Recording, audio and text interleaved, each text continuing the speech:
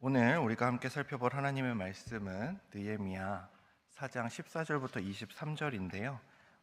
조금 줄여서 20절만 같이 살펴보도록 하겠습니다. 4장 20절입니다. 짧으니까요, 저희 다 같이 큰 목소리로 함께 읽도록 하겠습니다. 시작.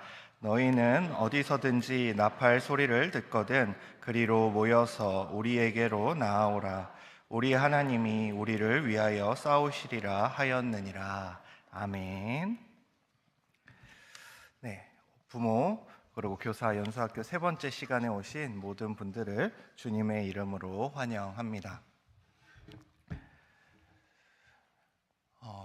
이제 화면을 띄워주시면 감사하겠습니다. 서론을 시작하기 전 서론의 이정표도 저희가 함께 읽어보아야 하는데요. 이래서 제가 말씀을 조금 뛰어넘었습니다.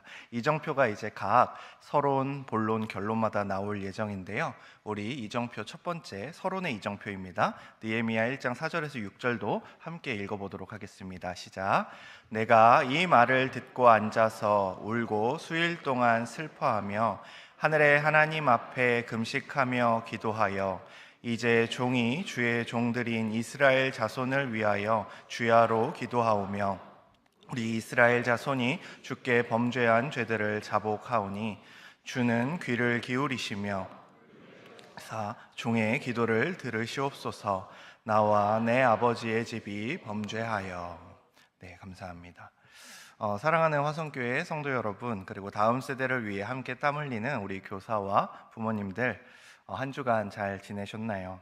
지난주 예레미야가 정확한 진단에 대해서 외치는 장면을 우리가 살펴보았다면, 오늘은 느헤미야를 통해 그러한 진단 위에 어떻게 성벽을, 그리고 어떻게 제방을, 수문을 세웠는지 함께 살펴보려고 합니다. 지난주 우리는 약 70분이라는 시간 동안 시대의 거센 파도 앞에서 우리의 영적인 현실을 돌아보는 위험한 이야기에 대해 함께 나누었습니다. 아마 집으로 돌아가시는 발걸음이 무거운 분들도 계셨을 텐데요. 우리가 익숙하게 여겼던 그 10m의 낡은 제방으로는 더 이상 아이들을 지켜낼 수 없다는 것, 이제는 우리 어른들 스스로가 기꺼이 15m 이상의 거대한 방조제가 되어야 한다는 그 사명은 우리가 목적성은 알지만 가볍게 듣기는 어려운 내용이었습니다. 그렇기에 그래 내가 변해야지, 내어주어야지 머리로는 다짐할 수 있지만 막상 현실로 돌아가면은 그래서 뭘 어떻게 해야 되는 거지? 라는 생각이 들 수밖에 없지요. 당장 아침에 스마트폰만 들여다보는 아이와 어떻게 대화해야 할지, 일주일에 고작 15분에서 30분 주어지는 시끄러운 공과 시간에 내가 도대체 무엇을 할 수 있는 건지 막막함이 있으실 것입니다. 오늘 두 번째 강의를 시작하며 여러분의 기억 속에 있는 한 장면을 떠올려 보고 싶습니다. 2007년 겨울 대한민국 전체를 충격과 절망에 빠뜨렸던 태안 앞바다 기름 유출 사건입니다. 아름다웠던 바다는 시커먼 기름으로 뒤덮이게 되었고요. 바다 생물들은 끈적하고 독한 기름을 뒤집어 쓴 채 죽어갔습니다. 당대 최고의 환경 전문가들은 이 바다가 원래의 모습을 회복하려면 최소 20년, 어쩌면 수십 년이 걸릴 것이라며 고개를 저었습니다. 도무지 손을 댈 엄두조차 나지 않는 이미 기름이 엎질러진 절망적인 상황이었습니다. 그런데 모두가 끝났다고 했던 그 바다에 놀라운 일이 일어났습니다. 전문가들의 예측을 비웃기라도 하듯 태안 앞바다는 불과 몇 년 만에 다시 푸른 생명을 품은 바다로 회복되는 기적을 맞이했습니다. 도대체 이 바다에 무슨 일이 일어났던 것일까요? 오늘 우리가 함께 살펴볼 구약의 느헤미야 말씀에도 이와 똑같은 절망의 이야기가 등장합니다. 바벨론의 포로 생활을 마치고 예루살렘으로 돌아왔지만 하나님의 성벽은 다 무너져 내렸고 성문은 불타버렸습니다. 도무지 어디서부터 손을 대야 할지 모르는 태안의 시커먼 기름때처럼 느헤미야가 돌아온 예루살렘의 그 폐허 역시 막막한 상황이었습니다. 느헤미야 1장 6절을 보시기 바랍니다. 나와 내 아버지의 집이 범죄하여. 느헤미야는 무너진 성벽의 책임을 엇나가고 말씀에서 떠나고 율법을 어기고 있는 백성들에게로 돌리지 않았습니다. 완벽한 환경이 갖춰지는 것을 기다리지도 않았습니다. 그는 완벽한 지도자가 되겠다는 가면을 뒤집어 쓰지도 않고 오히려 방금 우리가 살펴본 것처럼 처절한 실패의 한복판에서 자신을 세우고 눈물로 엎드렸습니다. 회복은 바로 그 고백의 자리에서 시작되었지요. 사랑하는 여러분, 저는 우리 화성교회의 교육 현실 그리고 부모님과 선생님들이 마주한 그 척박한 현장 역시 바로 이렇게 무너진 것 같은 예루살렘 성벽 같을 수도 있다고 생각합니다. 너무 거대하게 무너져서 내 작은 힘으로는 도대체 어디서부터 손을 대야 하는가라는 생각이 들 수도 있지요. 이런 막막함 앞에서 우리는 종종 무기력해지고 자꾸만 완벽한 상황이 오기만을 기다릴 때가 있습니다. 내 삶이 조금 안정되면, 나에게 시간적인 여유가 생기면, 그리고 섬길 수 있는 환경이 제공되면 그때 제대로 해봐야지 하고 우리는 점점 뒤로 미루는 것이지요. 그러나 여러분, 우리에게 다음 세대를 위한 이러한 방조제를 다시 세우기 위해 필요한 것은 다름 아닌 용기입니다. 거센 세속화의 파도와 타협하지 않을 수 있는 용기, 때로는 세상과 부딪히며 욕을 먹을 수 있는 용기, 그리고 무엇보다 느헤미야처럼 아이들 앞에서 내가 먼저 부서지고 나의 잘못과 한계를 정직하게 인정할 용기 말입니다. 아이들 앞에서 완벽한 어른인 척 위장하는 것이 아니라 나도 연약해서 실수하고 넘어지지만 이 실패의 자리에서 아빠가, 선생님이 어떻게 다시 하나님을 신뢰하며 일어서는지 그 치열한 삶의 여정을 있는 그대로 보여주는 것, 바로 그것이 우리가 가져야 할 가르칠 수 있는 진정한 용기입니다. 그렇기에 요즘 나오는 가정 예배에 관한 그런 책들을 보시면은 꼭 이 파트가 있습니다. 가정 예배에서 가장 중요한 것은 어떤 상황에서도 완벽하게 신앙생활을 해내는 그렇게 감추어진 부모의 모습이 아니라, 부모도 때로는 그 가정 예배의 순간을 잊어버릴 때도 있고 말씀 읽기를 잊어버릴 때도 있고 때로는 그 가정 예배의 순간에 온전히 전심을 다하지 못할 때도 있다는 자신의 연약함을 아이들에게 그대로 드러내고 공유하며 그 상황 속에서 어떻게 부모가 다시 하나님을 찾고 하나님께 회개하고 나아가는지의 그 과정을 보여주어야 한다라는 것이 요새 가정 예배에 대한 중론입니다. 본격적인 이야기에 앞서 한 가지 분명히 말씀드릴 것은 한 가지 제한이 필요할 것 같습니다.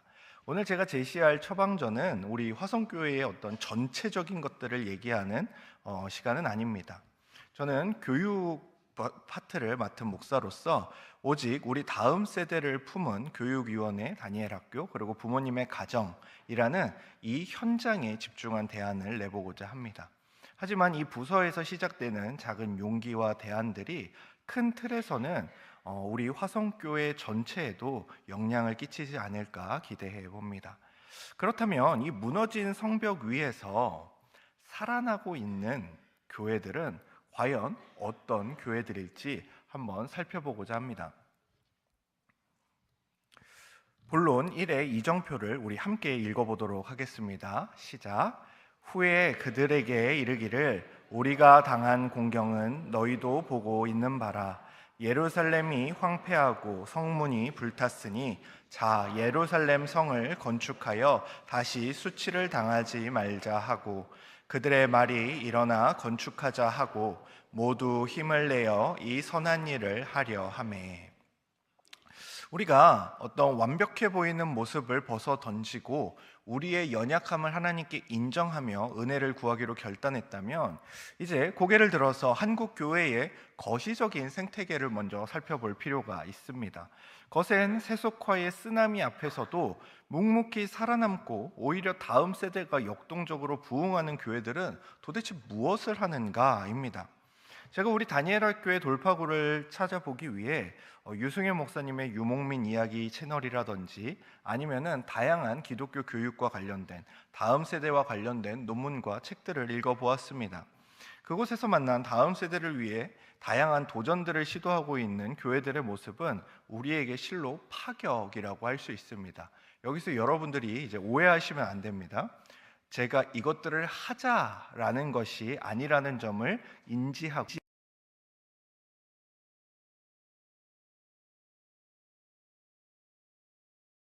입니다. 아이들을 불러 모으기 위해 예배당 한가운데 아쿠아리움이 있습니다. 또 어떤 교회에는 그 지역 최고 수준의 테마파크와 키즈 카페가 있습니다. 엄숙해야 할 주일학교 공간들에는 아이들이 열광하는 풋살장 그리고 클라이밍장이 있는 교회들이 생겨났습니다. 우리가 상상도 못할 문화 공간으로 교회라는 건물의 구조가 완전히 뒤집어졌지요. 그들은 다음 세대의 눈높이에 맞추기 위해 그야말로 우리는 상상조차 할 수 없는 다양한 도전들을 시도합니다. 그런데 여러분, 솔직하게 우리 마음을 한번 들여다보기 원합니다. 이런 파격적인 시도를 볼 때 우선 보수 교단 속에 있었던 우리의 마음은 보통 이렇게 시작합니다. 팔짱을 낀 채 일단 문제를 제기하는 거죠. 교회에 웬 아쿠아리움이야? 너무 세속적인 거 아니야? 교회는 말씀만 있으면 되지 무슨 테마파크야? 저건 본질에서 벗어난 문제가 있을 거야. 이런 말들이 다 틀렸다라는 이야기를 하고자 함이 아닙니다. 우리는 그럼 이러한 교회들은 왜 이런 선택을 했는지 진지하게 고민해 보기도 전에 저건 위험한데, 저건 교회 전통과 맞지 않는 것 같아 라며 쉽게 선을 그어 버린다는 것이지요. 변화를 시도조차 하지 않으면서 남의 도전을 평가만 하는 그런 사람들의 태도와 무엇과 같은지 아십니까? 서론에 말씀드린 태안 앞바다를 다시 떠올려 보십시오. 시커먼 기름이 밀려왔을 때 차가운 겨울바람을 맞으며 바위밭에 쭈그려 앉아서 헌 옷가지와 그리고 걸레를 들고서 그 기름때를 어떻게든 닦아내보려는 사람들을 향해 멀찍이 서서 혀를 차는 구경꾼과 같습니다. 저게 무슨 소용이야. 계란으로 바위치기지. 저런 헝겊 쪼가리로 돌 몇 개 닦는다고 바다가 살아나겠어? 간에 기별이나 가겠어? 그런데 정말 바다와 나라를 사랑했던 사람은 말하고 비판하기보다 헝겊을 들고 그 자리로 나아갔습니다. 여러분, 그 파격적인 시도를 하는 교회들이 돈이 남아 돌아서 혹은 세상 유행을 쫓고 싶어서 아쿠아리움을 짓고 풋살장을 만들었다고 저는 생각하지 않습니다. 그것은 생존을 위한 그들이 생각한 처절한 몸부림이었습니다. 스마트폰과 세상의 쾌락에 모든 영혼을 빼앗겨버린 우리 아이들이 어떻게 하면 다시금 교회로 관심을 돌리고 교회로 돌아올 수 있는지 그들을 향해 찾아 나서는 발걸음이었던 것이지요. 제가 여러분에게 지금 당장 우리 교회 건물을 다 부수고 아쿠아리움을 만들자는 얘기를 하는 게 아닙니다. 우리가 그 살아나는 교회들로부터 배워야 할 것은 그러한 시설이 아니라 변화에 소극적이고 수동적인 우리의 굳은 마음을 깨트리는 그들의 절박함입니다. 계란으로 바위치기라도 해보는 그들의 도전, 간에 기별도 안 가더라도 일단 헝겊 쪼가리를 들고 바위 하나라도 닦아내보려고 하는 그 시도 말입니다. 느헤미야를 보십시오. 그는 무너진 성벽의 처참한 형편을 백성들에게 숨기지 않습니다. 우리가 당한 곤경은 너희도 보고 있는 바라. 그는 이 위기를 공동체와 정직하게 공유하고 있습니다. 그리고 건축하여 다시 수치를 당하지 말자라며 명확한 비전을 던지고 있지요. 진정한 공동체와 팀 사역은 단순한 인력 배치가 아닙니다. 교회 학교는 멈춰 있는 조직이 아니라 리더와 구성원들이 비전을 공유하며 끊임없이 움직이는 살아있는 유기체여야 합니다. 여러분, 그러면 여기서 질문 하나를 던지겠습니다. 포로에서 돌아온 이스라엘 민족은 느헤미야가 말하기 전까지 성벽을 다시금 세워야 한다는 필요성을 전혀 모르고 있었을까요? 아니요. 그들도 알고 있었습니다. 느헤미야가 말하지 않아도 그들도 맨날 보고 있는 그 무너진 성벽을 보면서 다시 세워야 하는데, 다시금 우리가 힘을 쏟아서 저거를 세워야 하는데 라는 그 생각은 있었습니다. 그러나 그들 삶에 닥친 고단함과 바쁨, 피곤함으로 인해 우선순위에서 자꾸만 밀려났던 것이죠. 바로 이러한 상황에 느헤미야와 같은 리더가 필요합니다. 사랑하는 교사, 부모 여러분, 화성교회의 부모 세대 여러분, 여러분이 이런 리더가 되어 주셔야 합니다. 필요는 알지만 움직이지 않던 공동체가 다시금 한 마음으로 움직일 수 있도록, 온 공동체가 어떻게든 우리 아이들을 살려보자는 그 절박한 비전에 가슴이 뛸 수 있도록 말이지요. 여러분, 한 가지 고백을 하자면, 만약에 제가 한 10년 전쯤 지금 제가 하고 있는 강의를 들었다면 저는 이 강의와 강사를 욕했을 겁니다. 신학을 들먹이고 성경을 들먹이면서 욕했을 겁니다. 신학과 말씀을 모르기에 저 따위 강의를 하는 거지 라고 평가했을 겁니다. 왜냐하면 여기 계신 분들 중 어느 분보다도 제가 그러한 부분에 예민하고 냉소적이었었기 때문입니다. 저는 학부를 칼빈 대학교를 나왔는데요, 합신에서보다 칼빈주의나 개혁주의에 대해서 훨씬 더 강조하던 학교였습니다. 그리고 훨씬 깊게 배웠었죠. 그리고 이후 합신에서 배운 개혁주의 신학 역시 저는 매우 사랑했습니다. 그런데 제가 크게 의문을 품게 되었던 시기가 있는데 바로 코로나 시기였습니다. 저는 그 당시에도 사역하던 교회가 있었는데요, 정말 개혁주의 신학을 추구하고 또 칼빈주의를 사랑하고 여러 가지 전통을 사랑한다는 것이 시대를 이해하고 반응하며 살아가는 것은 아니라는 생각을 그때 처음 하게 되었습니다. 제가 마지막 1년간 그 교회에서 경험한 코로나 팬데믹에 어떠한 반응도 하지 못하고 그저 코로나 팬데믹이 끝나기만을 기다리는 교회의 모습에 저는 그 당시 굉장히 실망을 많이 했었습니다. 물론 해당 교회에서 실망만 한 것은 아닙니다. 좋은 것, 감사한 것, 은혜를 경험한 순간들도 많이 있었지만 그 마지막 1년에 경험했던 그 교회의 모습은 저에게 있어서는 무기력함을 넘어서 무기능처럼 보였던 것이지요.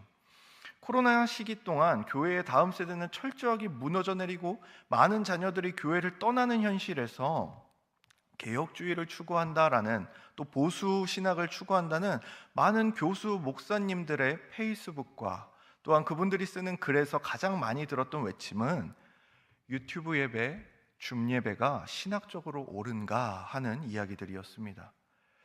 이런 논의가 필요 없다는 것이 아닙니다. 신학적 논의보단 교회와 신앙을 떠나는 많은 영혼들에 대한 애통함과 완벽하지 않더라도 일단 무언가 해보는 대책이 필요한 시기가 아니었나라는 생각을 하는 것이지요. 그때 저는 그 교회에 있으면서 이 교회는 다음 세대를 포기했구나 라는 결론까지 내렸습니다. 그리고 제가 그 당시에 합신교단에 있었는데 난 이제 합신교단을 떠나야겠다라는 생각을 했었지요. 그래서 다음 사역지를 열심히 알아보았습니다. 그때 놀라운 소식을 들었습니다. 코로나가 터졌는데 오히려 더 많은 사람들이 몰려들고 부흥하는 교회들이 있다라는 것입니다. 마침 그 교회들 중 한 교회와 연결이 되어서 저는 초교파 교단의 교회에 사역자로 부임하게 되었습니다. 당시 그 교회는 개척이 10년 조금 넘은 시점에 6천여 명의 성도가 모이는 교회였고, 코로나가 터지고 난 이후에도 1,000명 이상의 장년과 다음 세대가 몰려들었습니다. 코로나 시기인데 1,000여 명이 몰려든 것입니다. 각서라고 말씀드리자면 그곳에는 합신과 같은 개혁주의 신학은 사실 없었습니다. 그런데 제가 놀랬던 점은 무엇이냐면 온갖 새로운 아이디어들이 난무했고 그 아이디어들이 실행으로 옮겨졌다라는 것입니다. 1년간 코로나에 대해 대처도 하지 못하는 곳에 있었을 때 제가 내는 모든 아이디어들은 철저하게 무시당하거나 거절당했습니다. 무언가를 이야기하면 이래서 안 되고 저래서 안 되고 결과가 안 좋을 거고 하는 등의 이유만 들었지요. 그때 제가 배운 것은 대안이 없는 거절은 공동체와 열정 있는 사람들을 죽게 한다는 것입니다. 그런데 새롭게 갔던 그 교회는 놀라웠습니다. 제가 상상하지도 못했던 아이디어들이 등장하고 실현되었습니다. 코로나 팬데믹이 터지고 얼마 되지 않는 시기에 그 교회는 교회의 공간 모두를 스튜디오로 바꿔버렸습니다. 또한 단순히 줌과 유튜브를 잘 활용하는 수준이 아니라 아이들을 어떻게 이 코로나 팬데믹 기간에도 실제로 만나고 볼 수 있을까를 고민하다가 교회의 주차장을 활용하여서 드라이브 스루 예배를 드렸습니다. 여러분 드라이브 스루에 대해서 아마 들어보셨을 겁니다. 스타벅스라든지 맥도날드에 가면은 차에서 내리지 않은 채 차로 이렇게 지나가면서 주문을 받고 내가 주문한 메뉴를 받는 것을 드라이브 스루라고 합니다. 근데 드라이브 스루 예배를 드려보셨습니까?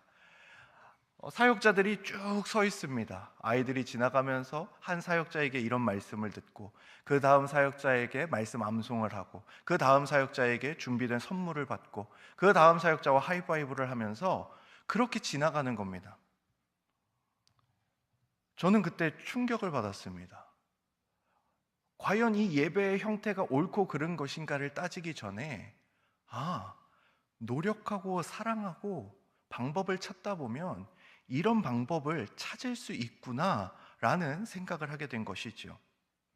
이러한 공동체에 있다 보니 이전에 듣지 못했던 수많은 도전들을 하고 있는 교회의 소식들을 듣게 되었습니다. 아예 자동차 극장처럼 만들어서 자동차 안에서 다 같이 스크린을 보면서 예배를 드리는 공동체, 팬데믹에 몇 인 이상의 집합금지 명령에도 수련회와 성경학교를 진행하려고 캠핑장을 통째로 빌려서 수련회를 진행한 교회의 이야기 등 이제는 못한다가 아니라 어떻게 하면 이 상황 속에서 우리가 해법을 찾고 방법을 찾을 수 있을까에 대한 이야기를 듣기 시작한 것이지요. 하고자 하면 길을 만들어낸다는 것을 배우게 되었습니다. 사랑하면 이런 길을 만들어냅니다. 해보지도 않고 안 된다고 말하는 영적인 냉소주의를 이제 우리는 좀 버려야 합니다. 우리도 낯설고 불편한 변화에 관심을 가져야 하는 것이지요. 어떻게 해서든 우리의 아이들을 살려보자는 그 처절한 진심과 몸부림을 우리 화성교회의 다니엘 학교가 가장 먼저 회복하기를 원합니다. 이것이 여러분에게 드리는 첫 번째 처방전인 건강하고 살아있는 주변 신앙 공동체를 배워야 한다라는 점입니다. 성장하고 부흥하고 생명력이 있고 역동하고 건강한 곳에는 이유가 있기 때문이지요. 그러면 이 절박함을 가슴에 품고 우리는 구체적으로 무엇을 어떻게 가르쳐야 할까요? 그 해답을 찾기 위해 기독교 교육의 본질을 파헤치는 두 번째 여정으로 나아가려 합니다. 본론 2의 이정표를 함께 읽어보도록 하겠습니다. 시작. 그때에 대제사장 엘리야십이 그의 형제 제사장들과 함께 일어나 양문을 건축하여 성별하고 문짝을 달고. 우리는 본론 1을 통하여 건강하고 살아있는 주변 신앙 공동체를 통해 배워야 한다는 중요성을 함께 살펴보았습니다. 그래서 우리를 돌아보고 생동감 있게 살아나는 교회를 카피하고 모방했다고 생각해 봅시다. 그러면 여러분, 좋은 환경을 갖추었으니 이제 그 안에서 행하는 교육적 본질도 좋은 것이 되는 것일까요? 그렇지 않습니다. 아무리 좋은 환경과 좋은 것들을 갖추더라도 그 안에서 가르쳐지는 교육적 본질이 세상과 다를 바가 없다면 아무런 소용이 없게 됩니다. 이것이 앞서 우리가 살펴보았던 수많은 도전을 하는 교회에서 실패하고 넘어지는 지점들입니다. 그렇게 우리가 이번 장에서 살펴볼 두 번째 처방은 성경적 교육의 본질, 즉 참된 기독교적 교육의 의미에 대해 이해하는 것입니다. 여기서 이제 교육적인 내용들이 좀 나오기 때문에 여러분들이 까딱 잘못하면 정신을 잃으실 수가 있거든요. 그래서 여러분들이 이제 집중을 쫙 하시고 본론 2만큼은 반드시 이해를 하셔야 합니다. 우리가 새로운 시도를 망설이는 이유는 교육을 몰라서는 아닙니다. 단지 저도 그리고 우리가 받았던 교육의 방식이 너무나 익숙하기 때문입니다. 가르치고 배운다라는 말을 들으면 우리 머릿속에 사실 강의실에 일렬로 앉아 선생님의 말씀을 일방적으로 듣는 강의식 교육밖에 생각나지 않는 게 우리가 정상이라는 뜻입니다. 왜요? 우리는 그 교육밖에 받아본 경험이 없습니다.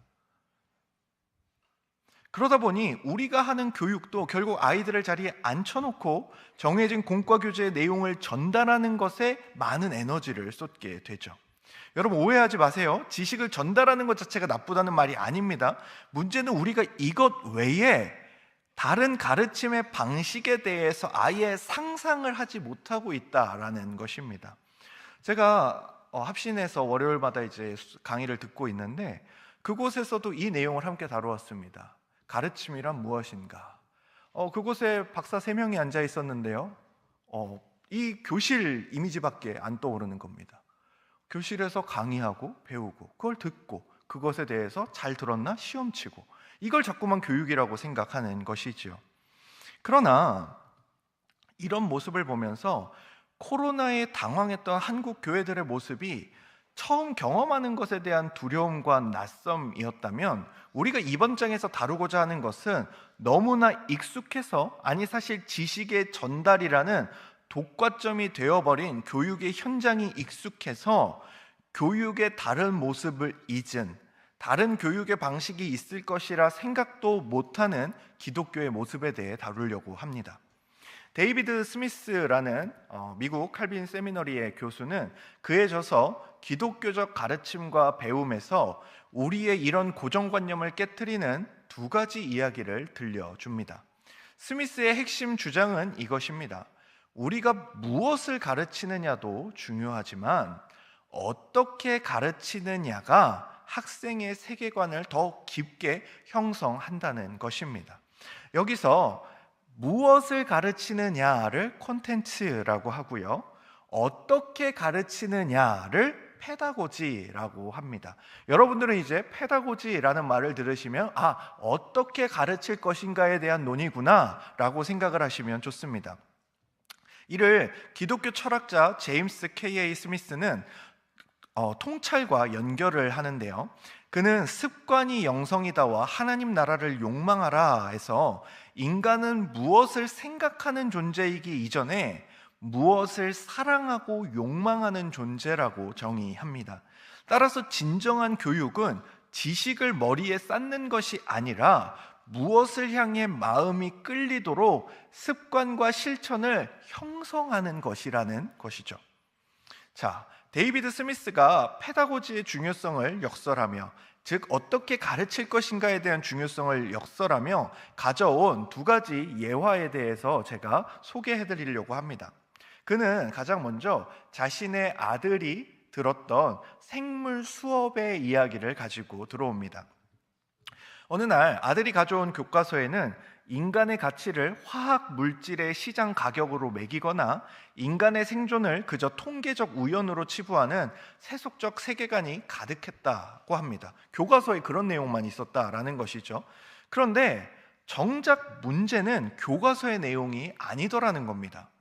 선생님이 내준 과제의 방식, 자, 어떻게 가르치는 거죠? 이게 페다고지입니다.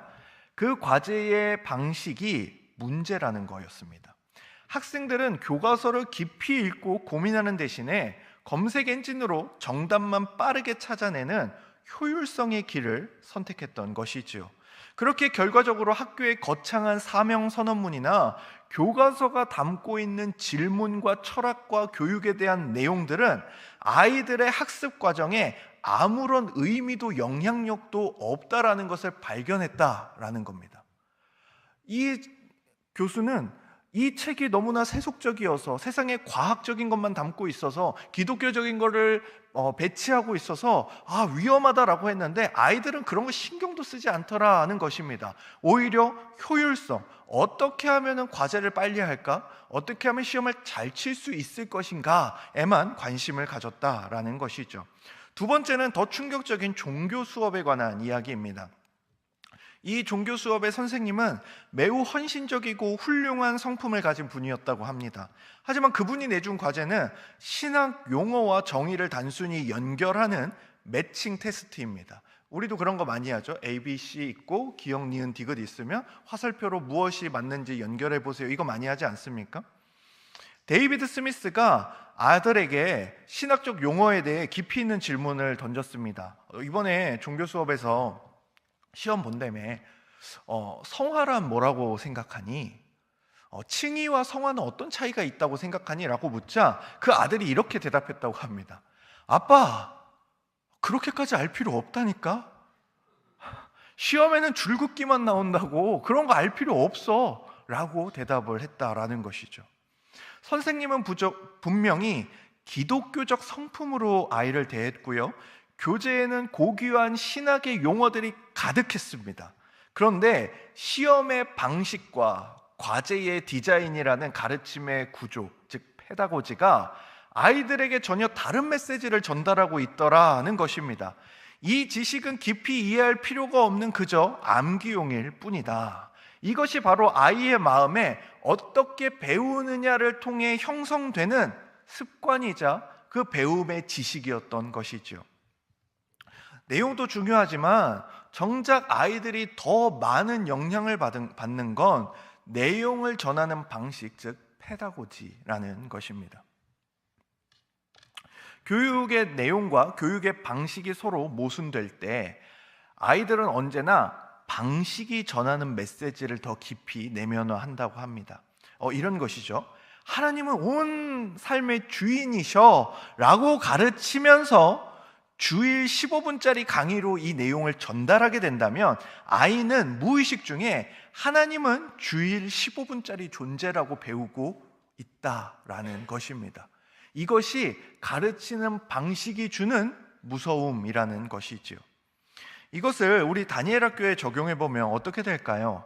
만약 선생님이 인내에 대한 성경 구절을 외우게 하고, 자, 이제 다음 주에 우리 인내의 내용에 대해서 시험 칠 거야, 말씀 암송한 거 적어보기 할 거야 라고 이야기한다면 인내는 아이에게 있어서 그저 머리로 기억하는 지식에 그칩니다.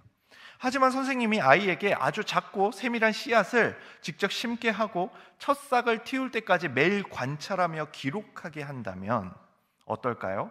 흙 냄새를 맡고 도무지 움직이지 않는 흙 위를 매일 바라보며 기다리는 그 지루하고도 경이로운 과정을 통해서 아이가 인내가 무엇인지, 인내가 단순한 단어가 아니라 삶의 리듬이자 태도임을 체험할 수 있게 된다라는 것이지요. 여기서 한 가지 분명히 해야 할 게 있습니다. 페다고지의 중요성을 강조한다고 해서 지식 전달이 필요 없다는 말이 아닙니다. 씨앗 심기 활동은 그 자체가 목적이 아니라 아이가 인내에 관한 성경 말씀을 온몸으로 이해하게 돕는 다리의 역할인 것이죠. 내용과 방식은 함께 가야 합니다. 다만 방식이 내용을 배신하지 않도록, 그것이 기독교 교육이 늘 붙잡아야 할 질문이라는 것입니다. 사랑하는 다니엘 학교 교사 부모 여러분, 그런데 사실 여러분은 이러한 페다고지에 대해서, 가르치는 방식에 대해서 이미 알고 계십니다.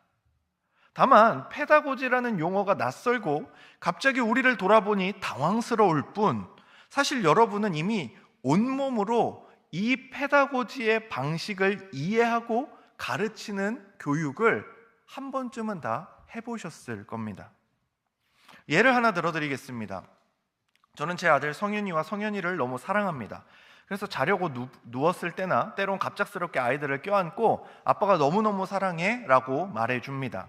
그러면 제 아들들은 제가 자신들을 향해 사랑한다고 말했기에, 이러한 사랑한다라는 지식을 전달했기에, 그래, 아빠는 나를 사랑해 라고 생각할까요?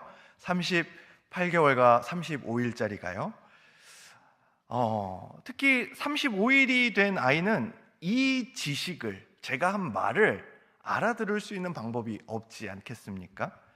그러나 저는 제 아들들이 지식 전달이라는 방식이 아닌 삶의 방식으로 아빠인 제가 자신들을 얼마나 사랑하는지 안다고 확신할 수 있습니다.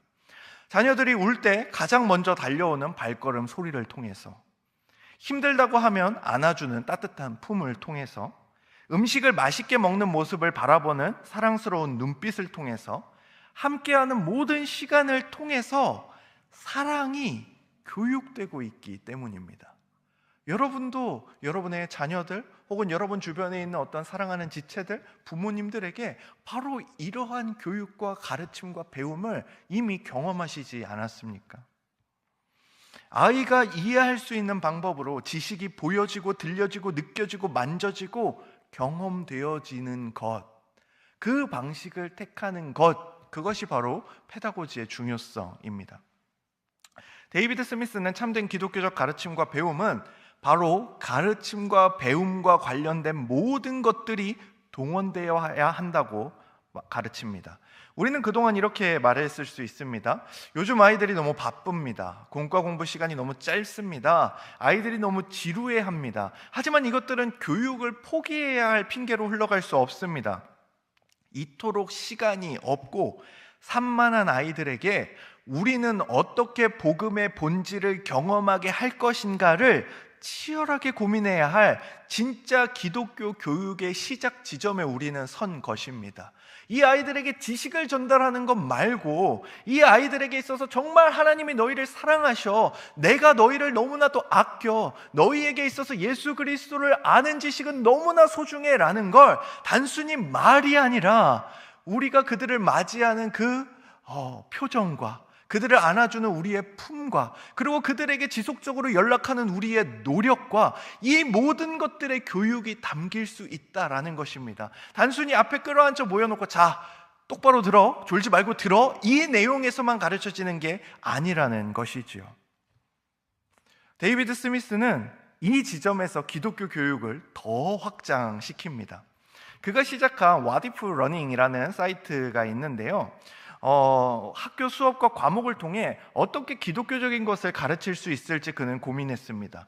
사이트의 홈에는 이런 글귀가 있습니다. 각 사례는 특정 주제나 수업에서 기독교적 관점을 명확히 드러내는 교육 방식을 설계하는 방법을 보여줍니다. 또한 각 사례에는 더 넓은 교육 접근법과의 연관성, 그리고 더 깊이 탐구하고 다양한 사례를 만들어낼 수 있는 방법이 설명되어 있습니다. 단순히 교육법을 나열한 것이 아니라 여러분의 교육을 새롭게 변화시킬 수 있는 신선한 아이디어들을 모아놓은 것입니다 라고 이야기합니다. 무엇이냐면요, 영어를 통해, 글쓰기를 통해, 과학을 통해, 수학을 통해 어떻게 이것을 기독교적으로 가르칠 수 있느냐를 고민했던 것입니다. 예를 들어 영어라는 주제를 통해 글쓰기를 통해서 사랑과 인내를 배울 수 있다면 어떨까? 수학이라는 주제를 통해 수학 수업이 학생들에게 나눔에 대해 생각해 보도록 도와준다면 어떨까? 과학이라는 주제를 통해 꽃에 대해 배우는 것이 경이로움으로 이어진다면 어떨까? 라는 제목을 붙여서 이 과학을 통해서 어떻게 기독교적 가르침을 할 것인가에 대한 그 예시와 방법이 수도 없이 적혀 있습니다. 그는 이와 같은 시도를 다른 프로젝트에서도 했습니다. Teach Fastly라는 사이트나 The Civic Hospitality 그리고 프로젝트의 홈페이지, 이 사이트들을 통해서 이 시대의 다른 이슈들, 어떻게 기독교적 교육과 가르침을 연결할 것인지 끊임없이 도전하고 나누고 있지요. 이 모든 도전들이 우리에게 기독교적 가르침과 배움에 대해 알려주는 것이 있다면 교육은 단순히 지식을 전달하는 과정만을 뜻하지 않는다는 것입니다. 사랑하는 다니엘 학교 교사 부모 여러분, 진정한 성경적 교육은 지식의 전수가 아니라 리더, 즉 교사와 부모가 먼저 삶의 본을 보이는 실천입니다. 그 삶을 통해 모든 감각과 분위기, 느낌, 태도 등 모든 것을 통해서 가르침이 일어나는 것입니다. 느헤미야 3장 1절을 보십시오. 성벽 재건을 위해 가장 먼저 일어난 사람은 리더인 대제사장 엘리야십이었습니다. 그는 지시만 한 것이 아니라 직접 일어나 삽을 들고 성벽을 쌓는 방식으로 가르칩니다. 위대한 기독교 교육학자였던 하워드 핸드릭스는 삶을 변화시키는 가르침에서 다음과 같이 말합니다. 오늘 성장을 멈추면 내일 가르치기를 멈춰야 합니다. 우리가 아이들에게 보여주어야 할 것은 완벽한 정답이 아닙니다. 십자가 앞에서 날마다 부서지고 변화해가는 교사분들과 부모님들, 그리고 우리 부모 세대들의 뒷모습입니다. 대제사장 엘리야십이 성벽 재건을 강의실에서 가르친 것이 아니라 직접 삽을 들고 일어났던 것처럼 말이죠. 이것이 여러분에게 드리는 두 번째 처방입니다. 가르치는 방식, 즉 페다고지 자체가 복음과 기독교적인 것이 되어야 합니다. 교재를 바꾸기 전에, 공간을 바꾸기 전에 우리가 먼저 바뀌어야 합니다. 무엇을 가르치는가만큼 어떻게 가르치는가를 진지하게 고민하는 교사와 부모가 되는 것, 이것이 첫 번째 처방인 살아있는 공동체를 배우는 것을 넘어서 우리 다니엘 학교의 교육이 세상과 달라지는 출발점인 것이죠. 우리가 정말로 성경적인 우리가 가지고 있는 신화, 우리의 개혁주의 신화, 바른 신화, 바른 교회, 바른 생활이라는 이 모든 모토들을 정말 귀하고 소중하게 여기며 하나님의 주권과 하나님의 일하심에 대해서 우리가 정말로 믿고 의지한다면 이 가르침은 아이들에게 이래서 정말 중요해가 아니라 우리의 삶의 모든 방식을 통해서 아이들이 하나님의 주권은 중요해, 개혁주의는 중요해를 깨닫도록 해야 한다는 것입니다. 그렇다면 이 방식의 혁명을 가장 완벽하게 살아내신 분은 누구일까요? 우리는 이제 그 위대한 모범을 향해 나아가 보려고 합니다. 앞서 우리는 데이비드 스미스의 통찰을 통해 교육이 단순히 지식을 덧칠하는 것이 아니라 가르치는 방식 자체가 복음이 되어야 한다는 것을 살펴보았습니다. 그렇다면 그 어떻게 가르칠 것인가의 완벽한 모델은 바로 우리의 영원한 스승이신 예수 그리스도입니다. 본론 3의 본론 네 번째 이정표를 함께 읽어보도록 하겠습니다. 시작. 그 다음은 여리고 사람들이 건축하였고 또 그 다음은 이므리의 아들 사굴이 건축하였으며. 사실 그리스도인이라면 예수님에 대한 이야기를 할 때 교육과 가르침을 빼놓을 수 없습니다. 당시 많은 이들이 예수님을 부른 명칭은 바로 랍비, 선생님이기 때문입니다. 예수님의 그 교육의 핵심은 이것입니다. 그분이 먼저 우리에게 찾아오셨다는 겁니다. 우리는 근데 이것이 낯섭니다. 왜 그렇죠? 우리의 모든 교육 방식은 학생이 학교로 찾아갑니다. 학생이 선생님이 있는 교실을 찾아갑니다. 그런데 예수님의 교육 방식은 조금 달랐습니다. 바로 그분이 학생들에게 먼저 찾아오셨다는 점입니다. 예수님의 교육 방법론을 연구한 학자들의 통찰은 매우 풍성합니다. 로버트 스타인은 예수님이 과장법과 은유, 수수께끼와 역설을 능숙하게 구사하셨다고 분석하고요. 로이 주크는 예수님이 질문과 대화를 통해 청중의 흥미와 참여를 끊임없이 유발하는 방법을 사용하셨다고 말합니다. 헤르만 호호는 예수님이 바람, 씨앗, 들꽃, 어린아이, 심지어 인간의 본능적인 반응까지도 교육의 도구로 삼으셨다고 설명합니다. 그런데 여러분, 이 모든 방법론들보다 더 근본적인 질문이 있습니다. 예수님은 도대체 왜 이러한 모든 방식을 동원하셨을까요? 사실 그분은 하나님의 아들이시지 않습니까? 다 모여서 내 말을 들어, 안 그러면 너희 죽어라고 얘기하셔도 상관이 없을 것 같은 그분이 왜 이렇게 학생들을 이해시키기 위해서 모든 방법들을 총동원하여 가르치셨냐는 겁니다. 그 답은 하나입니다. 그분이 먼저 우리를 찾으셨기 때문입니다. 우리는 어제 교사 부모 연수학교 두 번째 시간에 이세종 목사님을 통해 한 영혼을 향한 간절함이라는 주제로 신방의 본질과 실제 적용에 대해 다루며 심도 깊게 살펴보았습니다. 그리고 이러한 신방이 하나님이 우리를 찾아오사 우리와 함께 하시는 하나님, 즉 임마누엘이 되신 것, 그것이 바로 예수님의 교육의 핵심인 성육신적 가르침입니다. 너희가 거룩해지면 성전 안뜰에서 너희를 가르쳐 줄게. 너희가 거룩해지면 지성소 안쪽에서 내가 너희에게 영광을 보여줄게. 너희가 거룩해지면 너희를 승천시켜서 하늘에서 너희를 가르쳐 줄게 하신 것이 아니라 가장 영광스러운 곳에 계시던 그 분이 가장 낮고 천한 이곳으로 내려오신 겁니다. 하나님의 아들이 영광의 보좌를 내려놓고 죄로 무너진 이 땅으로 오셨습니다. 예수님의 교실이 어디였는지 여러분들은 생각해 보신 적이 있습니까? 예수님이 선생님이자 교사였다면 그분은 분명히 그 가르침을 행하는 교실이 있었습니다. 회당이나 성전만이 아니었습니다.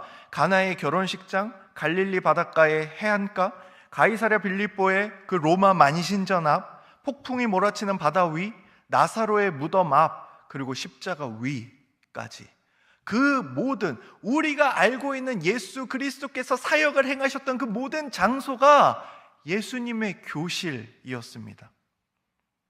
예수님은 사람들이 살아가는 그 자리로, 그들이 고통받는 그 현장으로 직접 걸어 들어가셨습니다.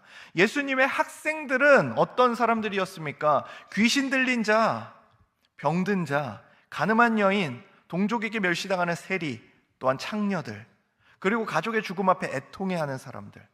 예수님은 그 무질서한 삶의 한복판으로 직접 들어오셨습니다. 하나님의 말씀, 율법을 가지고 있었으나 바리새인들은 너는 이래서 안 돼, 저래서 안 돼, 너는 이래서 하나님께 구원을 받을 수 없어라고 단정짓고 선을 긋고 그들을 자기들이 있는 신성한 곳에 못 들어오게 하려고 애쓸 때, 예수 그리스도께서는 그 냄새나고 더럽고 비참하고 너무나 상상하기 어려운 그 추잡한 곳으로 나아가셨습니다. 자신들의 학생을 찾아서 말이죠.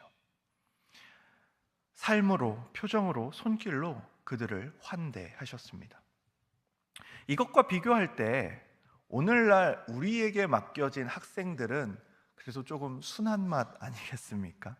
오늘날 시간이 없다고 말하는 학생들, 공과 시간이 짧은 교육 현장, 아이들이 지루해하는 그 모습들은 예수님이 마주했던 교실과 그리고 그분이 마주했던 학생들에 비하면 그렇게 큰 문제는 되지 않습니다. 문제는 환경이 아니라 우리가 예수님처럼 그 자리로 기꺼이 걸어 들어가고 있는가입니다. 성경은 이 찾아오심의 교육이 어떤 것인지 이렇게 증언합니다. 우리 다 함께 읽어보도록 하겠습니다. 시작. 우리가 아직 죄인 되었을 때에 그리스도께서 우리를 위하여 죽으심으로 하나님께서 우리에 대한 자기의 사랑을 확증하셨느니라. 예수님이 보여주신 참된 교육은 단순한 지식의 전달이 아니었습니다. 죄로 인해 어려움에 빠진 그 자리로 직접 찾아와 그분의 삶과 죽으심 전체로 하나님의 사랑을 지식이 아닌 전 인격으로 깨닫게 하신 것입니다. 이 찾아오심의 정신은 예수님에게서 끝나지 않았습니다. 이러한 예수님의 삶은 제자들에게 그대로 전수되었고 그들이 세운 초대교회는 하나의 거대한 유기체로 움직였습니다. 이는 느헤미야가 성벽을 재건할 때 보여준 모습과도 정확히 연결됩니다. 느헤미야는 왕의 술관원으로서 굉장히 고위직에 있었던 사람입니다. 그는 아무 어려움 없이 고통 없이 안락한 왕궁에서 왕의 신임을 받으며 머무를 수 있었습니다. 그러나 그는 무너진 성벽과 불탄 성문 앞에서 고통받는 동족에게로 찾아옵니다. 그리고 그가 먼저 삽을 들었을 때 느헤미야 3장이 시작됩니다. 그 다음은 리더의 찾아옴이 공동체 전체의 움직임을 만들어냈던 것이죠. 성벽 제거는 어떤 한 명의 영웅이 해댄 일이 아닙니다. 왕궁을 떠나 동족에게 찾아온 느헤미야의 본을 따라 백성들 역시 자기 집 앞에 성벽을 쌓고 옆 사람과 유기적으로 연결이 되었습니다. 내가 쌓은 성벽의 끝에서 옆에 있는 전우가 그 다음을 이어받아 성벽을 완성했습니다. 이것이 성경이 말하는 진짜 팀이자 신앙 공동체의 모습입니다. 생각해 보십시오. 지금으로부터 100여 년 전 조선 땅은 복음을 알지 못하는 어둠 속에 있었습니다. 그때 언더우드와 아펜젤러 그리고 수많은 이름 없는 선교사들이 낯설고 위험한 이 땅으로 찾아 들어왔습니다. 그들의 언어도 문화도 음식도 달랐습니다. 그러나 그들은 왔습니다. 죄로 무너진 이 땅의 사람들에게 기꺼이 걸어 들어왔습니다. 그가 찾아옴이 오늘 우리에게 복음이 전해진 이유가 됩니다. 예수님, 제자들, 초대교회 선교사들, 우리 이 모든 바통의 터치의 공통점은 단 하나입니다. 먼저 복음을 가진 자가 그것이 없어 애통해하고 힘들어하는 자에게 찾아왔다는 것이죠. 죄로 인해 어려움에 빠진 자들에게로 도움이 필요한 그 자리로 기꺼이 발걸음을 옮겼다는 것입니다. 이제 그 바통은 누구의 손에 있습니까? 바로 오늘 이 자리에 앉아 계신 여러분의 손에 있습니다. 그렇다면 이 찾아오심이 오늘날 우리의 시대에는 어떤 모습으로 나타나야 할까요? 뜻밖의 회심이라는 책이 이 질문에 강력한 답을 줍니다. 급진적인 퀴어 이론가이자 레즈비언 교수였던 로자리아 버터필드에 대한 이야기가 바로 이 뜻밖의 회심이라는 책에서 다루고 있는 내용입니다. 그는 동성애자였고 동성애 연인이 있었습니다.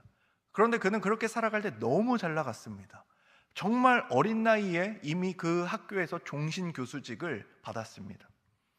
그는 기독교를 비판하는 글을 신문에 기고할 만큼 교회를 증오하던 사람이었습니다. 수많은 크리스천들이 이 로자리아 버터필드가 책을 쓰거나 글을 쓰거나 기사를 쓰기만 하면 그녀를 비판하고 욕하고 정죄하는 반대 편지들을 보냈고요. 그리고 동성애자들과 이것을 지지하는 사람들은 당신을 지지합니다라는 편지를 보냈습니다. 그래서 이 로자리아 버터필드는 늘 자신의 책상에 양쪽에 두 종류의 편지를 쌓아 놓았다고 합니다. 지지하는 사람들의 편지, 자신을 증오하고 싫어하고 공격하는 사람들의 편지. 그런데 어느 날 그녀에게 다른 편지가 한 장 오게 됩니다. 바로 개혁 장로교회의 켄 스미스 목사님의 편지였습니다. 그녀는 오랜 시간 동안 이 편지를 이 양쪽 중 어디에 둘지 몰랐다라고 고백을 합니다. 그 목사는 그녀에게 교회로 나오라고 하지 않았습니다. 그가 선택한 방법은 자신이 그녀에게로 찾아가는 것이었습니다. 켄 목사 부부는 그녀를 자신들의 집으로 초대했고요. 무려 2년이라는 긴 시간 동안 함께 밥을 먹고 일상을 나누었습니다. 이 로자리아 버터필드는 그 2년의 시간 동안 자신은 이 목사님을 통해 어떤 정죄를 받은 것이 아니라 존중받고 또한 함께 대화하는 인격체로서 존중받았다고 이야기합니다. 버터필드는 그 당시를 이렇게 회고합니다. 만약 켄과 플로이가 나를 교회로 초청했다면 나는 그 길로 뺑소니를 놓고는 다시는 그들을 만나지 않았을 것이다. 대신 그 켄 목사님이 선택한 방법은 교회를 내게 데려오는 것이었다라고 고백합니다. 물론 진리에 대해서는 단 한치의 타협도 없었습니다. 그때 그녀가 가르치고 있었던 그 학교의 감리교 목사는 그녀에게 찾아와 이렇게 이야기했다고 합니다. 동성애를 하면서도 하나님을 믿을 수 있다. 하나님은 동성애도 허락하신다. 동성애도 사랑하신다라는 이야기를 했다고 합니다. 그런데 당시 레즈비언이었던 자신이 성경을 읽어보아도 그런 말씀은 없었다라고 이 여인이 고백합니다. 그래서 오히려 그것을 타협하지 않으나 자신의 곁에 있어준 켄 목사와 점점 관계를 쌓아갔습니다. 그리고 그 목사는 동성애에 대해서 결단코 인정할 수 없다고, 그것은 죄라고 이야기합니다. 그러나 그녀를 멀리 떨어뜨리거나 그녀를 모른 채 하거나 방관하지 않고 늘 따뜻한 식탁으로 그녀를 초대했습니다. 그 일상의 환대 앞에서 로자리아는 결국 무너져 내렸고 예수 그리스도께로 돌아오는 이야기가 바로 뜻밖의 회심의 이야기입니다. 사랑하는 선생님들 그리고 부모님들, 환대와 체휼, 먼저 삽을 드는 것, 제자도, 이 모든 것의 출발점은 결국 하나입니다. 죄로 인해 어려움에 빠진 자들에게로 먼저 걸어 들어가는 그 발걸음, 그 찾아감입니다.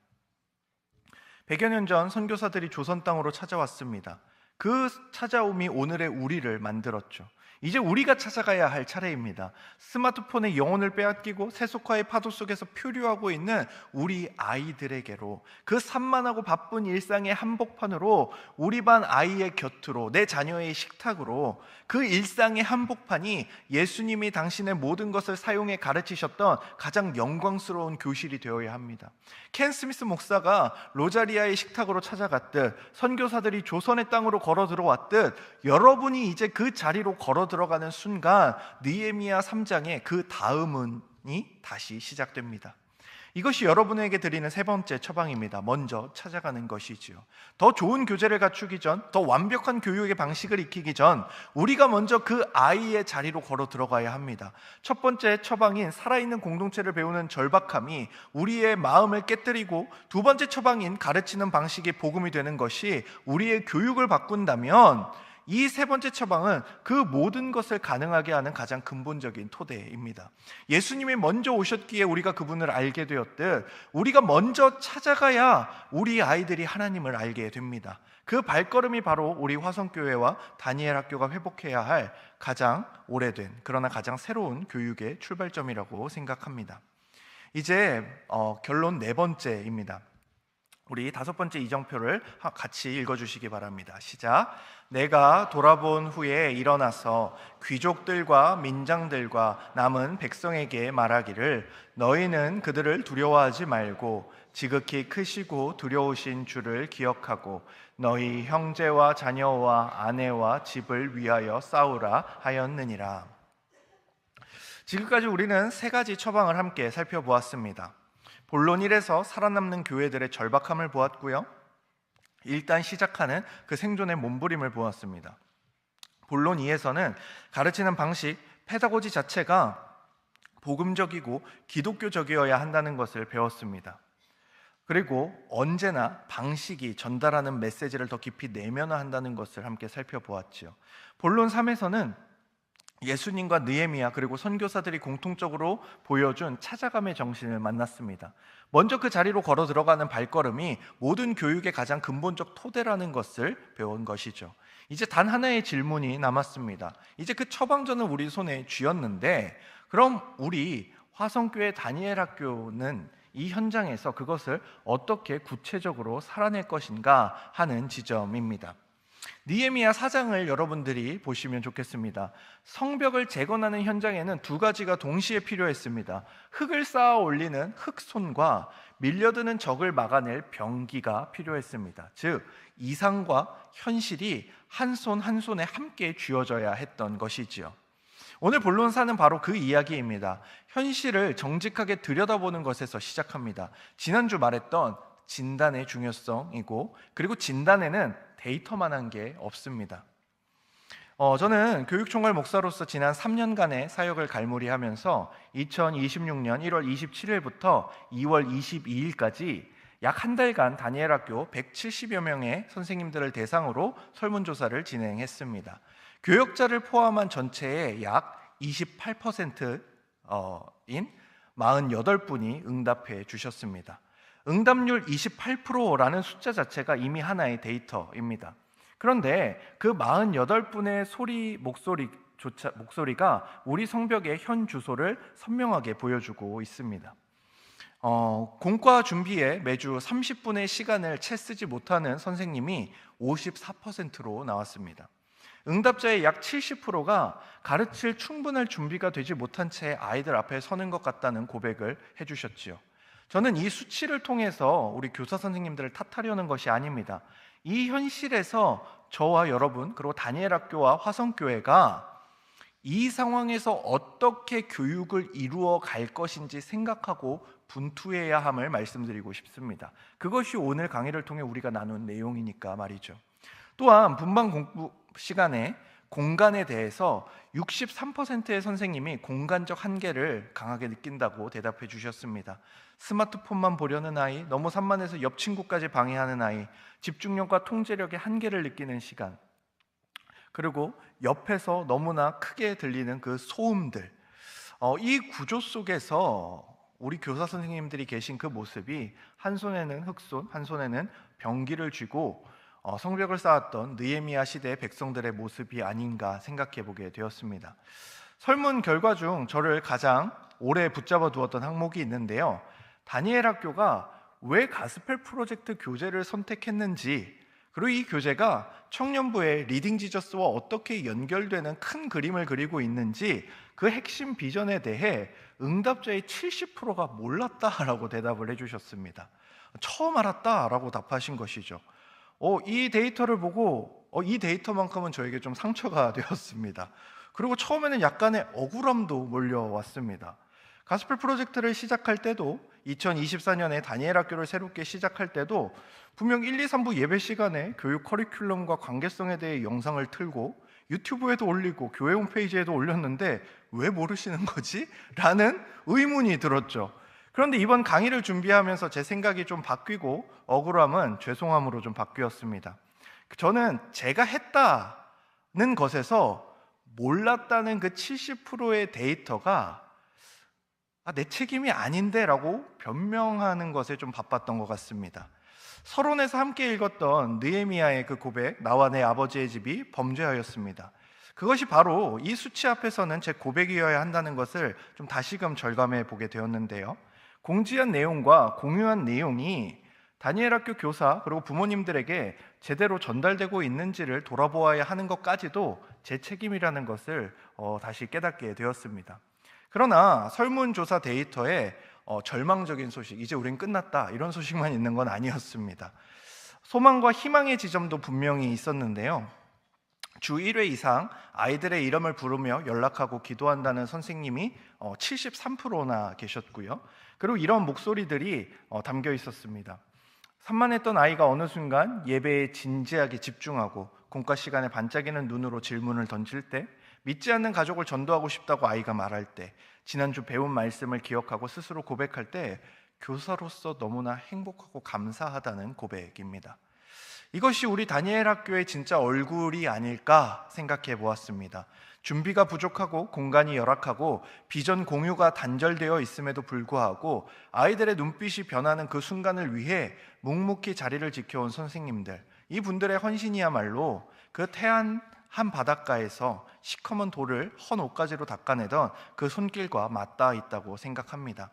그렇기에 이 현실 앞에 막연한 구호가 아니라 앞서 나눈 세 가지 처방을 우리 화성교회가 어떻게 복용해야 할지에 대해서 한번 고민해 보도록 하겠습니다.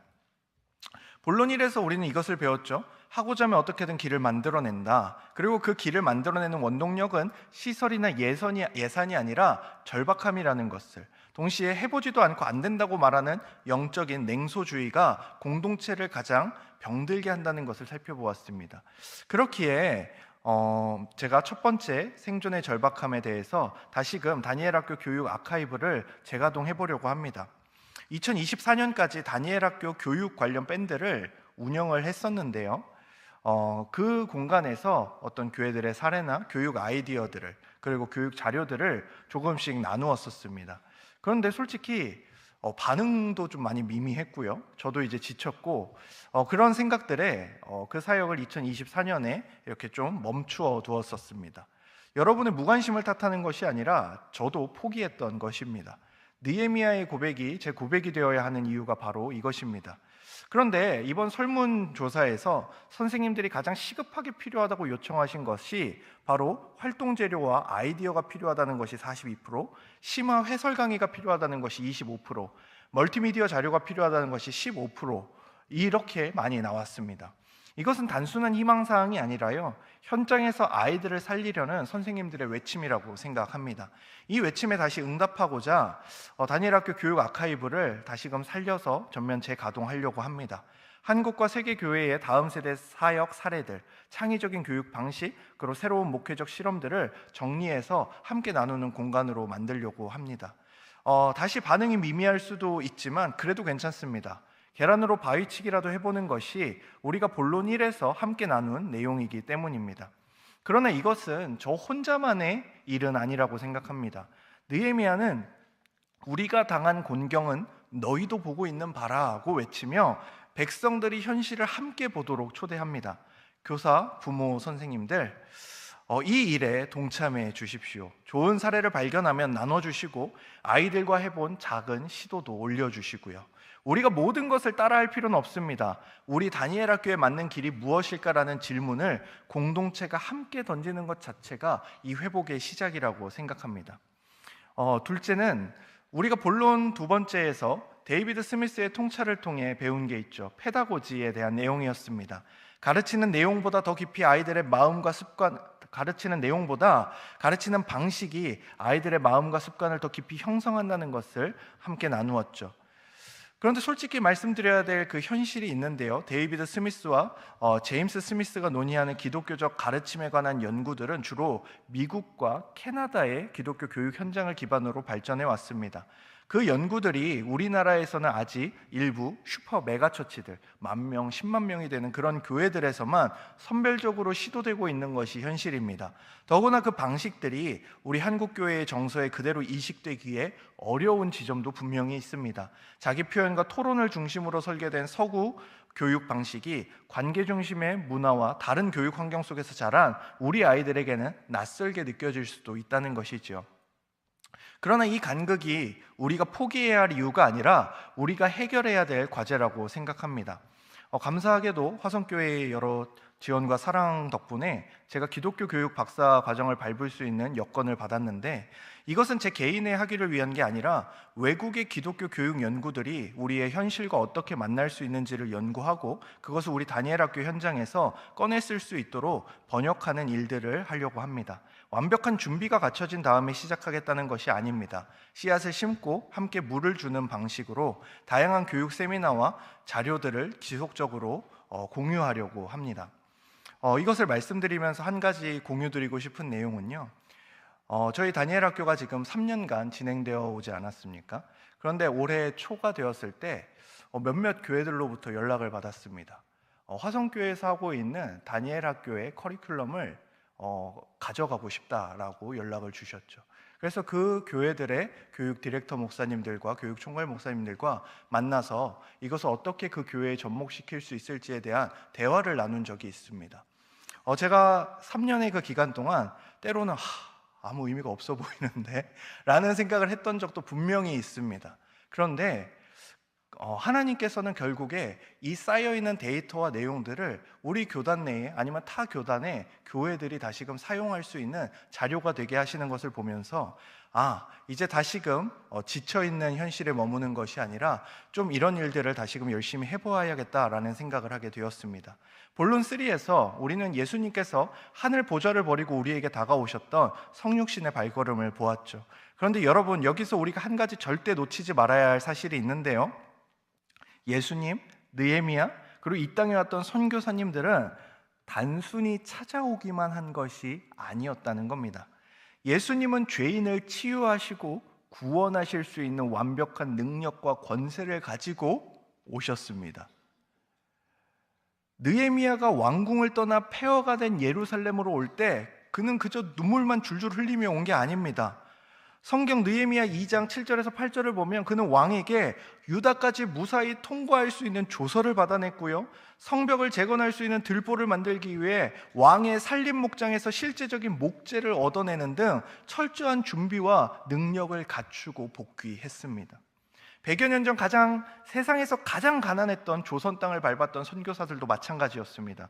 그들은 열정만 가진 사람들이 아니라 언어를 습득하는 능력, 또한 병든 사람들을 치료할 의료 능력, 그리고 무지한 자들을 깨울 교육 능력을 갖춘 당대의 석박사급의 인재들이었습니다. 즉 그들은 죄와 가난으로 무너진 자들을 실제적으로 도울 수 있는 능력을 가지고 가장 척박한 조선 땅에 왔던 것입니다. 사랑하는 교사 그리고 부모님 여러분, 우리도 아이들에게 다가가기 위해 바로 이 능력을 길러야 합니다. 마음만으로는 15분의 짧은 시간과 스마트폰의 유혹을 이겨낼 수 없습니다. 우리 아이들이 처한 영적 폐허의 현장 속으로 성육신하여 들어가기 위해서는 그들의 마음을 열고 하나님의 말씀을 제대로 먹일 수 있는 영적 교육적 실력을 갖추어야 합니다. 그래서 간곡히 부탁드립니다. 앞으로 다니엘 학교 각 부서에서 더욱 강화될 교사 기도회, 교사 교육, 그리고 부모 교육의 자리에 적극적으로 참여해 주십시오. 바쁘고 피곤하시겠지만 그 자리가 바로 우리가 흑손과 병기를 드는 능력을 벼리는 훈련소가 될 것입니다. 여러분이 아이들을 향해 참된 성육신적 교육으로 다가갈 수 있는 능력을 갖추시도록 다니엘 학교의 모든 교역자가 전심전력으로 돕고 섬길 것입니다.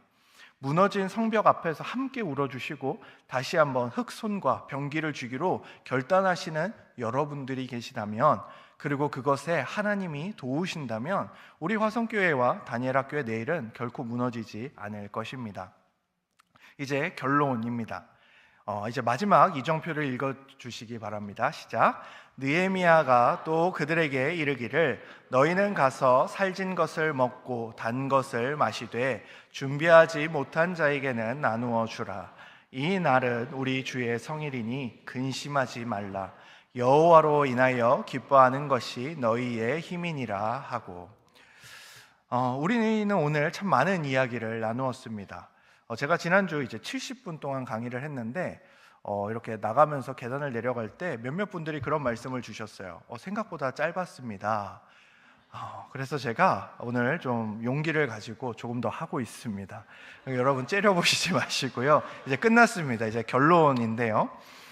우리는 살아남기 위해 몸부림치는 교회들의 이야기, 가르치는 방식 자체가 복음이 되어야 한다는 도전, 그리고 예수님 제자들, 초대교회 선교사들, 우리로 이어지는 먼저 찾아가는 바통 터치, 그 모든 이야기의 끝에서 우리 자신의 민낯과도 마주했습니다. 이제 강의를 마치며 서론에서 던져두었던 그 질문으로 다시 돌아가 보려고 합니다. 2007년 겨울, 최소 수십 년이 지나야만 회복될 것이라고 말했던 그 새까만 절망의 태안 앞바다, 도대체 어떻게 불과 몇 년 만에 푸른 생명이 돌아오는 기적이 일어났던 것일까요? 그 죽음의 바다를 살려낸 것은 국가의 거대한 예산도 최첨단 정화선도 아니었습니다. 전국 각지에서 모여든 123만 명의 평범한 사람들이었습니다.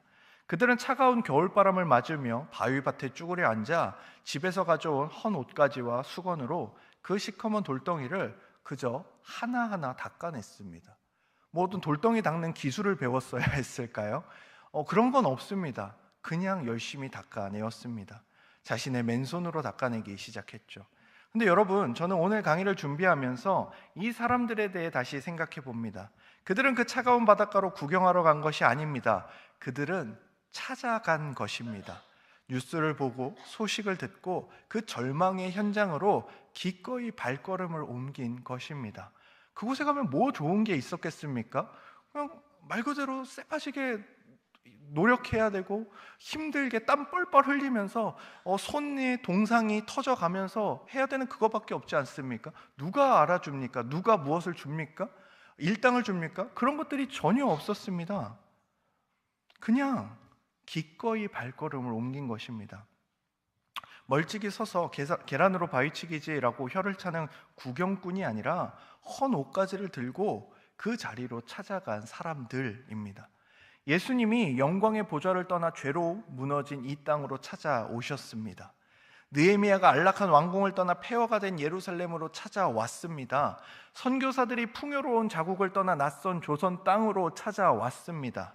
그리고 123만 명의 그 많은 사람들이 태안의 바닷가로 찾아갔습니다. 이 모든 바통터치의 공통점은 하나입니다. 누군가가 먼저 찾아갔다는 것입니다. 그리고 이제 그 바통은 우리 손에 있습니다. 수많은 전문가들이 한국 교회의 미래가, 그리고 한국 사회의 미래가 어둡다고 이야기합니다.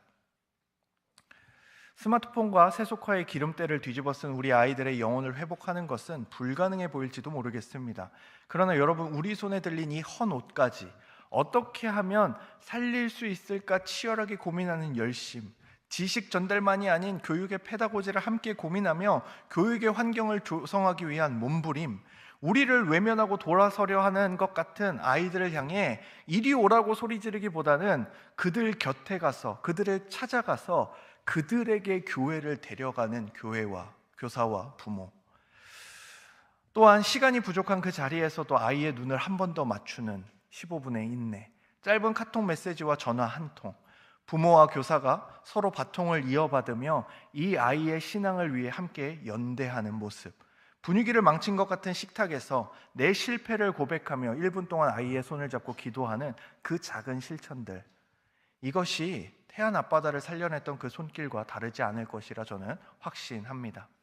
켄 스미스 목사님이 로자리아의 식탁으로 찾아간 그 인연이 그녀의 삶을 바꾸었던 것처럼, 언더우드와 아펜젤러가 조선 땅으로 찾아온 그 발걸음이 오늘 이 자리에 앉아있는 우리를 만든 것처럼, 그리고 여러분이 오늘, 내일, 이번 주 주일에 우리 반 아이들의 자리로 걸어 들어가는 그 발걸음이 수십 년 후 우리가 상상하지도 못한 열매를 만들어낼 것입니다.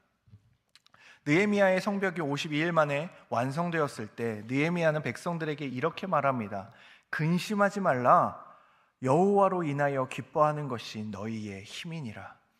성벽이 완성된 후 이제 모든 것이 안전해져서 선포된 말씀이 아닙니다. 아직 적들에게 둘러싸여 있고 한 손은 흑손이고 한 손에는 병기를 들고 있는 그 한복판에서 선포된 말씀입니다. 아직 아무것도 끝나지 않은 것 같은 그 자리에서 여호와 하나님이 계시기에 기뻐할 수 있는 것, 그것이 바로 우리의 힘인 것이지요. 사랑하는 화성교회 동역자 여러분, 우리의 현실은 여전히 버겁고 오늘 강의가 또 하나의 짐처럼 느껴지실 수도 있습니다. 그러나 두려워하지 마십시오. 우리가 먼저 찾아가야 할 그 자리에 우리보다 먼저 그들을 찾아가신 분이 계십니다. 그분이 우리와 함께 하십니다. 우리 손에 있는 초라해 보이는 헌 옷가지를 들고 우리 아이들이 있는 그 자리로 걸어 들어갑시다. 여호와를 기뻐하는 것이 우리의 힘입니다. 묵묵히 흑손과 병기를 들고 우리에게 주어진 그 거룩한 성벽 재건의 현장으로 나아가는 저와 여러분에게 하나님께서 가르칠 수 있는 용기를 주실 것입니다. 감사합니다. 함께 기도하겠습니다. 하나님, 은혜와 사랑을 감사드립니다.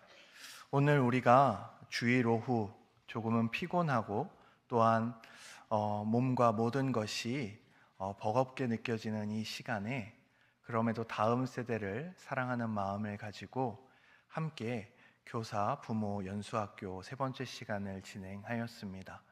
주님, 오늘 우리가 함께 나눈 이 내용들이 결코 우리에게 쉬운 것은 아니지만 우리가 절박한 마음을 품게 하시고 가르치는 방식을 고민하게 하시며 또한 예수 그리스도를 닮아 우리가 마땅히 사랑해야 할 그들에게 찾아가는 우리 모든 교사와 부모 그리고 우리 모든 화성교회 성도들 될 수 있도록 은혜를 더하여 주시옵소서. 감사드리며 우리 주 예수 그리스도의 이름으로 기도드립니다. 아멘. 찬송가